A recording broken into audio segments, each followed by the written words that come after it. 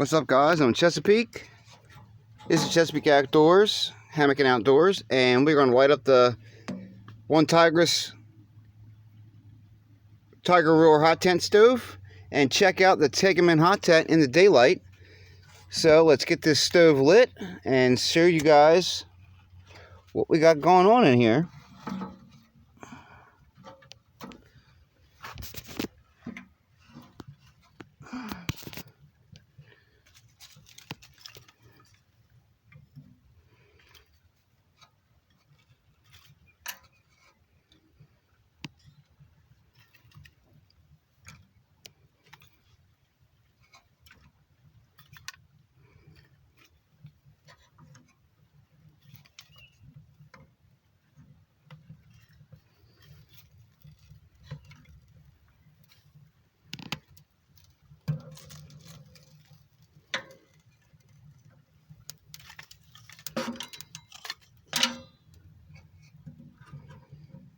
You can see it lights very easy. Get a nice draft. All I did was put a small piece of wood in the back there, and I got a piece of bark on the bottom. And then I used some of my Bigfoot Bushcraft fire plugs and a little bit of Minotaur Trading Company fire tinder. I put it on the piece of bark and then just lit it up. Used my lighter, and it goes up really good. And then now, with that piece of wood in the back, I've got something I can lean the larger pieces on to let the air circulate in there. As you can see, it didn't take much, and we're already got a really good draft going on.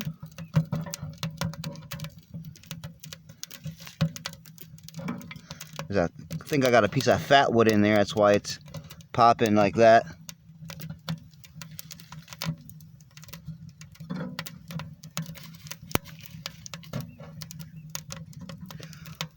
Let's feed it up good, and then we'll step out and take a look at the tent.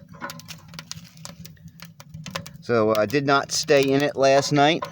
I just kind of filmed a quick video just to give you guys a look real quick, because I was kind of excited to have it.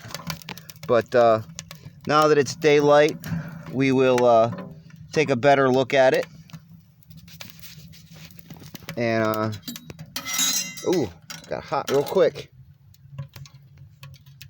So we'll leave a little bit of a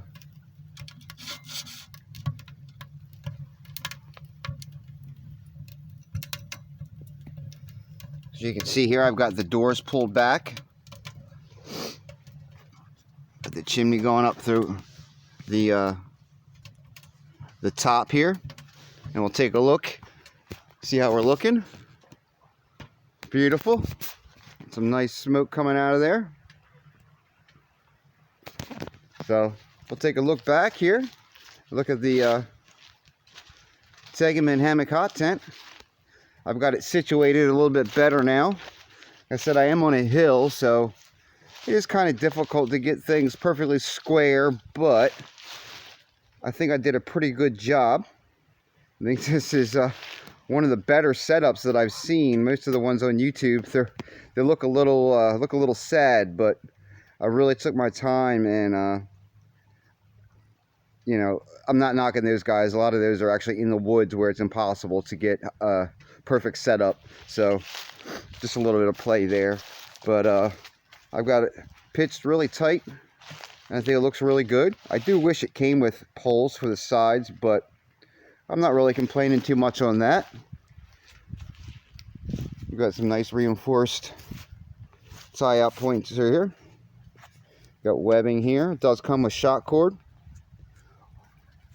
And you've got some nice reflective tan lines here with just standard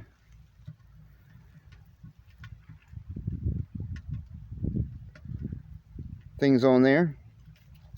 And then you got plenty of stakes, just green stakes. So you've got 3 pulls across the top, and then 3 stakeout points on each side on the bottom. You've got a stakeout point at the bottom of each door with a nice webbing loop on it.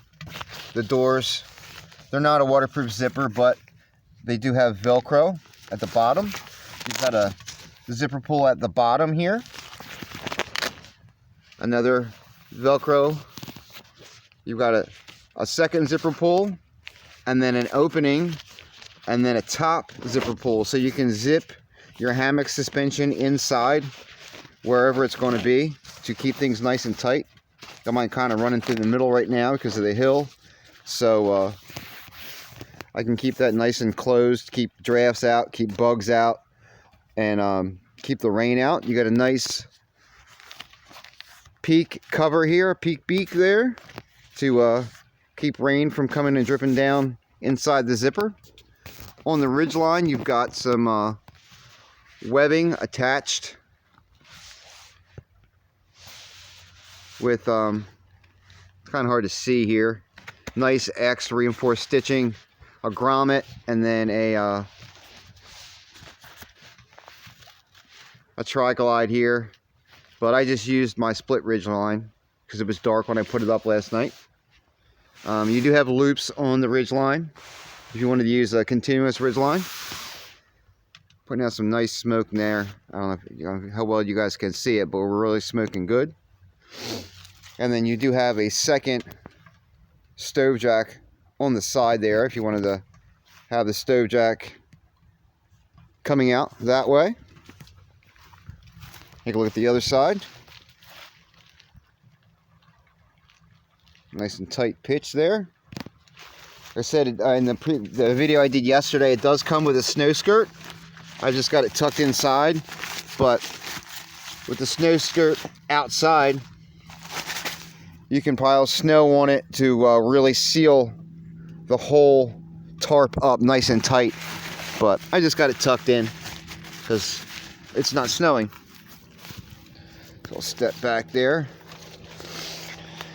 Give you guys a look from this angle. I'll tell you what, this thing is absolutely gigantic. For one person, it's huge. I don't know how you can use all this room, but here we got a look.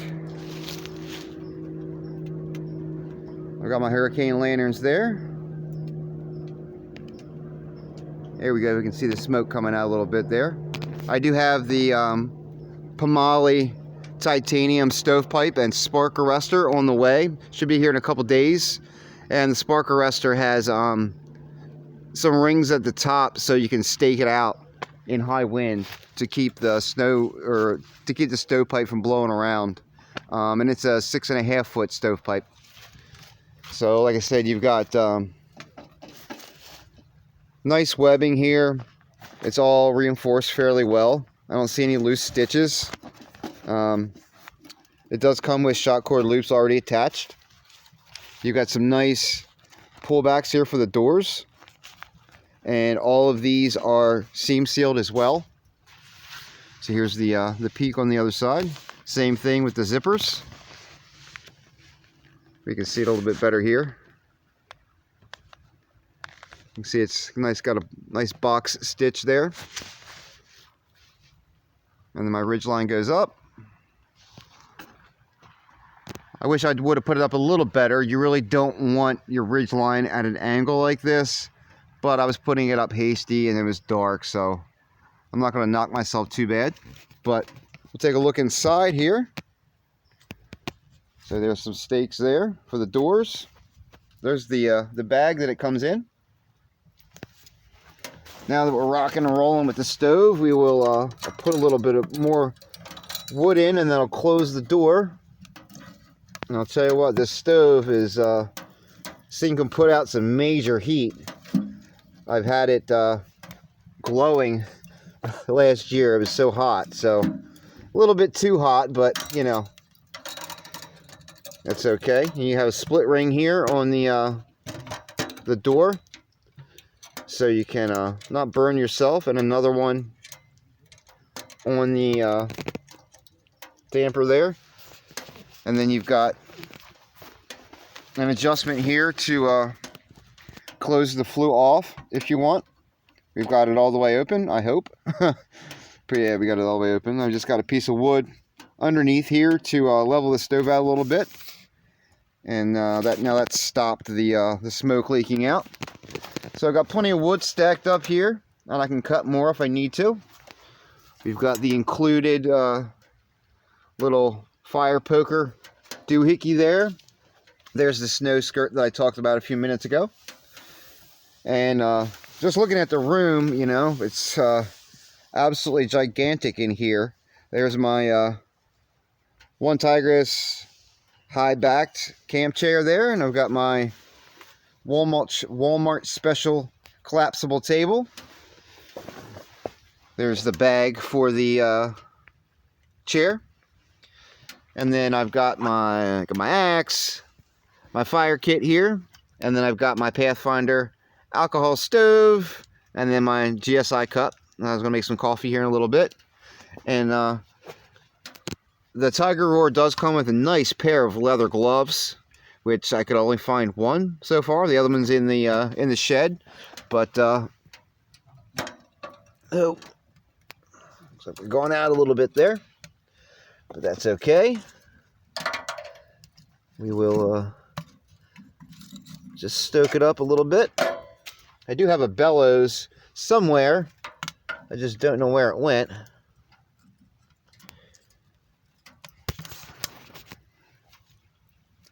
Looks like I closed the door a little too fast, but that's okay. We'll get it stoked back up in no time.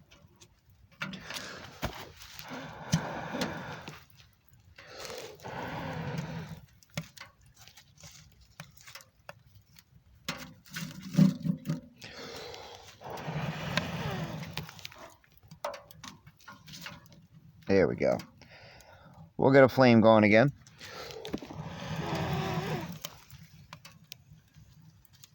There we go. It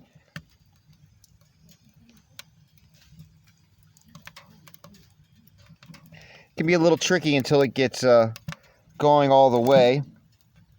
So, you know, it's been a year since I've used it, so we'll get it burning again. And once you get a good bed of coals in there, it's pretty foolproof. So, just a little ambitious with closing the door, but that's okay.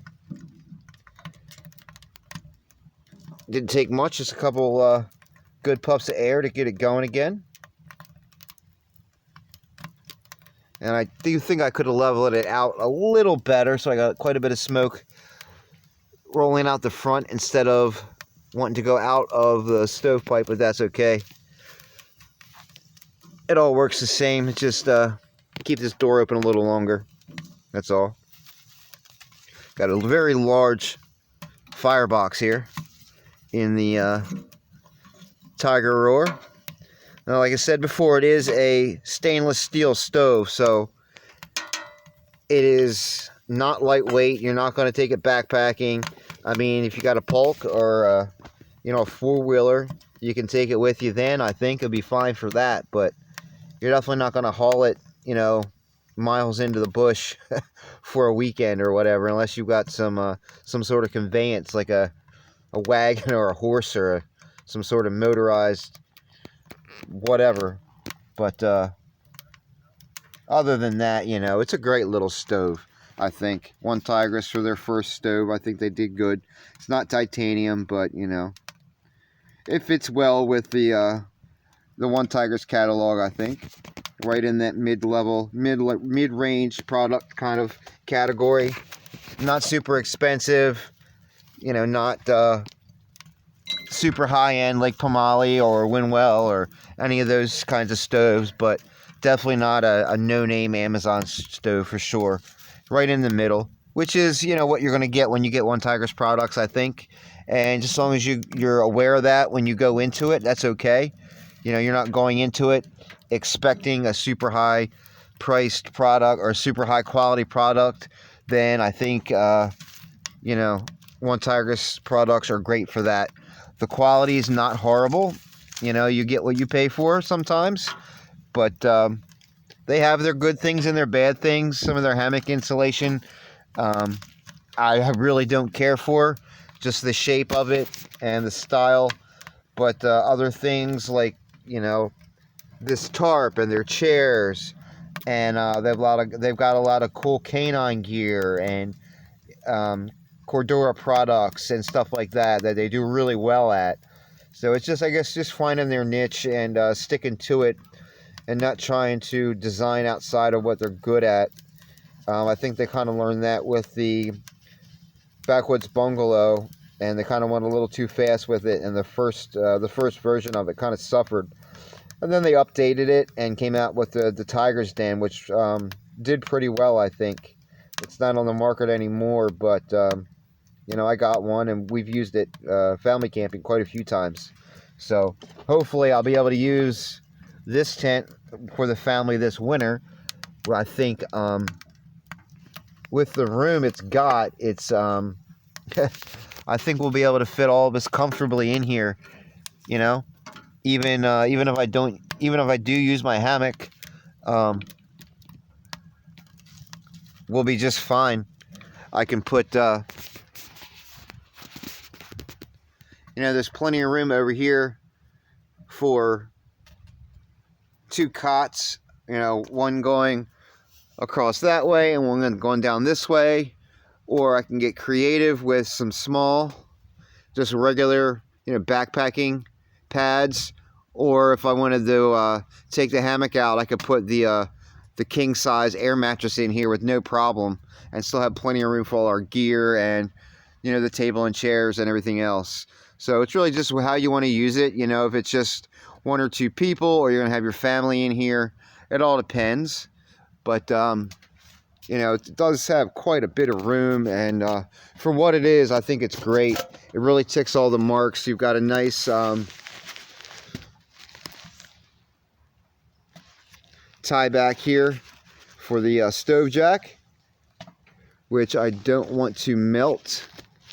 So I'm going to put that back inside because it's starting to get hot and I don't want it to melt. So we're going to leave that in there. I don't like that.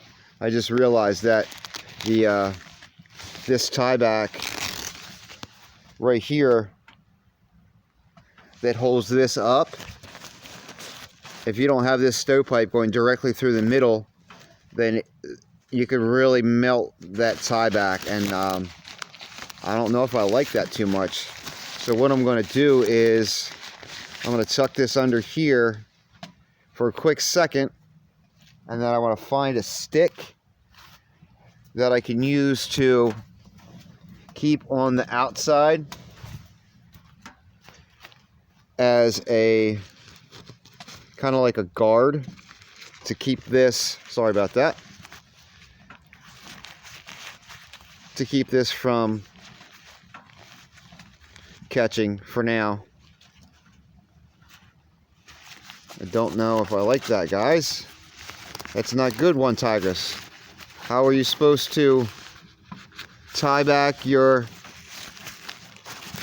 cover if your stovepipe is going through the same hole? We're gonna have to get creative since I'm doing this one hand. So just roll it up. And for now, I think that'll work, just rolling this up inside. But we're going to have to come up with a better solution. So, ONETIGRIS, if you're going to watch this, then it's not good. Not good at all. Yeah, we can't let that touch, or else that's going to instantly melt.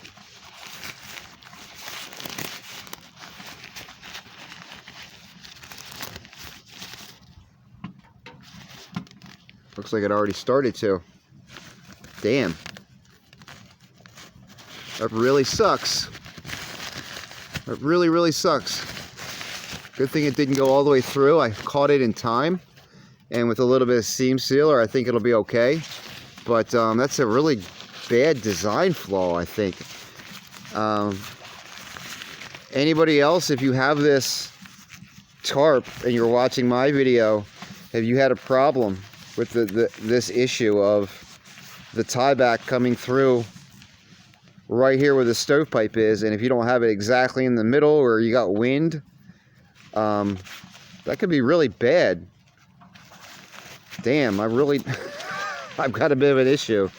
So good thing it's not windy right now, and I can kind of set that up there real quick and grab a bigger stick.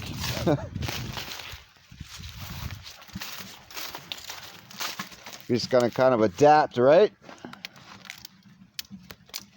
Sorry about this, guys. We're having a little bit of a snafu here. There we go. That will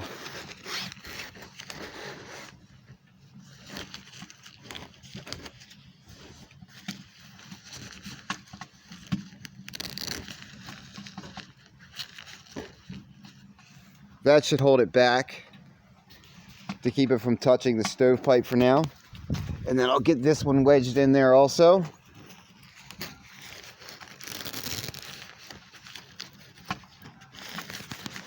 Sorry about that, guys.